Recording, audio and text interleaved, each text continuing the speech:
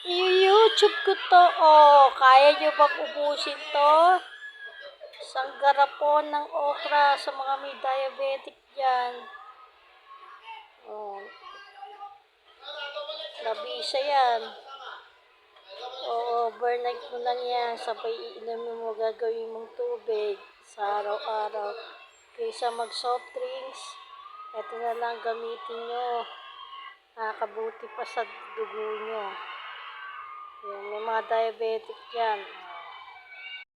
I-YouTube ko 'to, oh. Kaya niyo bang ubusin 'to? Isang garapon ng okra sa mga may diabetic diyan. Oh, labisa yan. Oo, overnight mo lang yan. Sabay iinumin mo, gagawin mong tubig sa araw-araw. Kaysa mag-soft drinks, eto na lang